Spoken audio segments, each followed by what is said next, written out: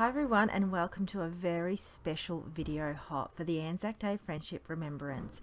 There's a group of us Australian and New Zealand crafters that have joined forces for a fabulous video hot where we all have prizes at the end of each video for our commenters. So please sit back and enjoy, grab a cup of tea and enjoy my creation that I've made today for this video hot. I've made and focused on a friend's card with a poppy flower from the Lawn Fan Pretty Poppies die collection. Now I'm going to be using Ranger watercolor paper, which is a really thick cardstock, smooth on one side and textured on the other. For the inks from the Distress Oxide range, I'm going to be using Lucky Clover and Candied Apple, and that's for the poppies. Now I will use also Broken China, the Distress Oxide ink, on the card later on. I actually didn't plan this card. I just winged the card and created how I felt. Now I'm going to be using, well, I have used this ink blending tool. It's a mini round one, and I heavily ink this watercolor cardstock, and that is one of the reasons why I chose this thicker cardstock. Not only is it really nice to play with, but it also absorbs the ink really well. And I'm going to be adding some water with my distress sprayer for layers and a textured look. So first I used the Candied Apple. Now I'm working on my way through to the Lucky Clover. I didn't know how much I wanted to use and should ink, so I just actually went for it and made quite a big panel just in case I wanted to create extra for another card as well. So this is the leaves, and here I am. I kind of just measure where I'm going to die cut and place these leaves, and making sure I didn't miss any ink spots as well.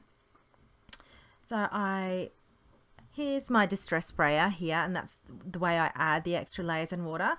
I use a quick pump where it gives quite big splotches, so I'm almost like just tapping, and then later on in the card I will use full spray for my background.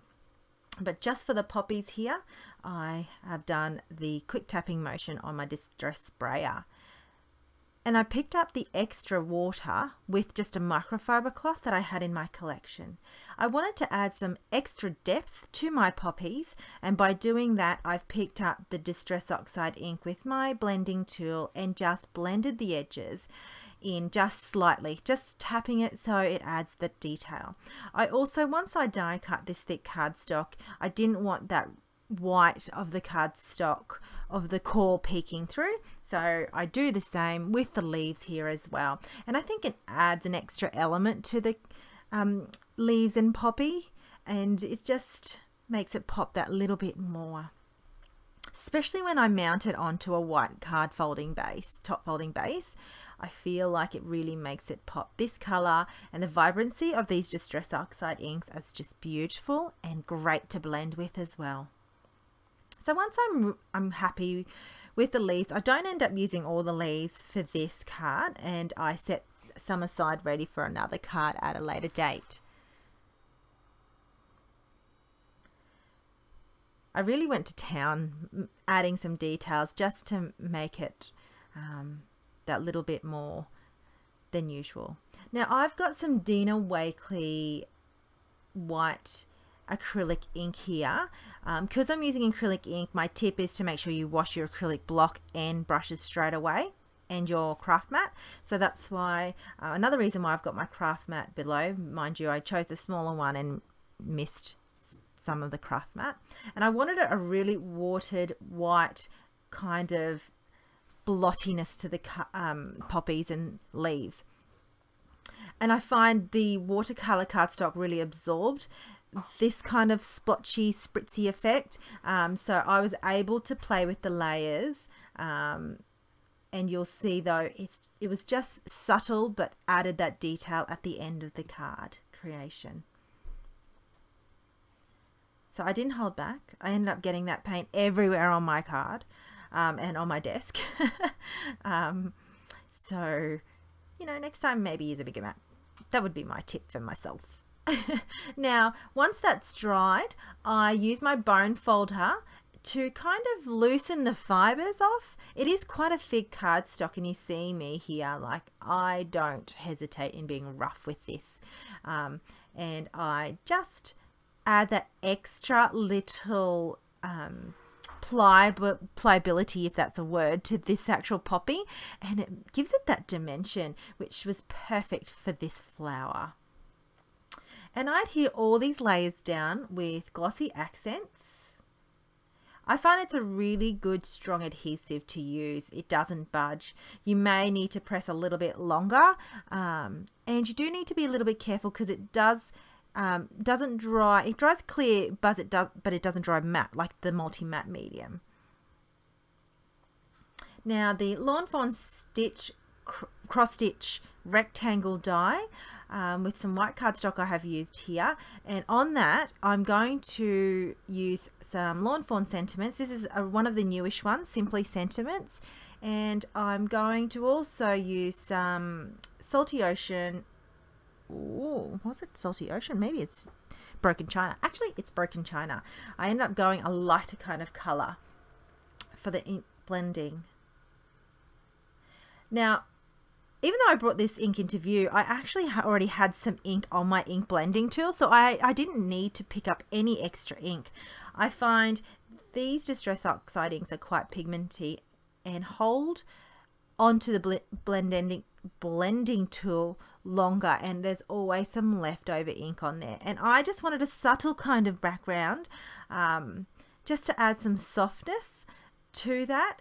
And here is my Distress sprayer that I use in full spritz mode, not tapping, and just love the kind of texture look that it brings. Again, picking it extra ink up with my microfiber cloth. And now really it's about placing most of the card together and then also stamping the add-on sentiment. I've used the Friends Lawn Fan die here. I love this bold scripty dies that they have in their collections. And then I will add the add-on sentiment. But I kind of play around here with the, you know, the leaves and the poppy to figure out what am I going to do and how am I going to put it together. As I said, I didn't actually plan this card. It all kind of unfolded together. You watch the whole process from start to finish.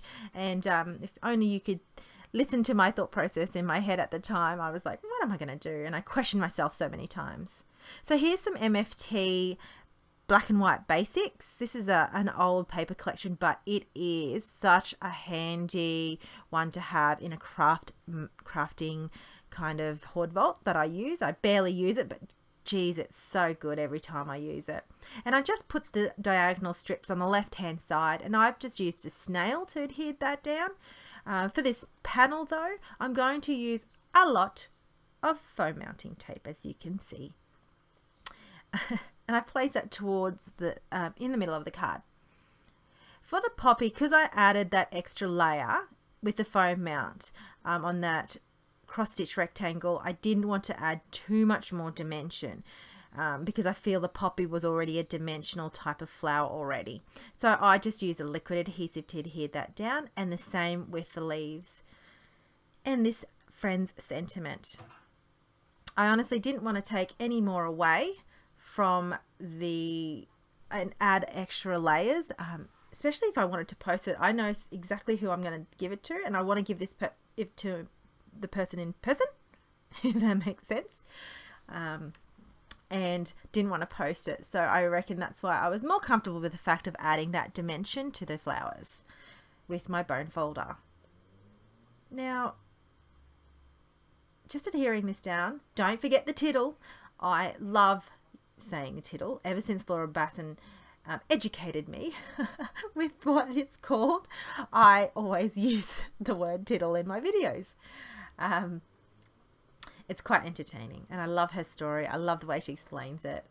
If you ever want to see Laura Basson, hop on her video. She's amazing. But talking about videos, this is a part of a video hop. The next person on this video hop is Karen. great crafter. You're just going to absolutely be inspired by her creation.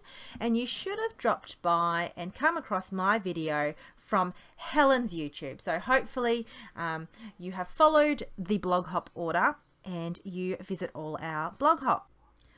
I'm going to link Karen's YouTube on my description below, so please visit and also comment. I would love to hear from you, and I would also love and encourage you to make a comment on everyone's YouTube as well, to be in for a prize on each individual YouTube crafters video hop. So thanks for watching. I can't wait to reveal the gift that they have to sponsor this video, so please show them the love and also visit their Crafty Cafe online store that will also be in my link below. Thanks for watching and have a lovely crafty day. See you later.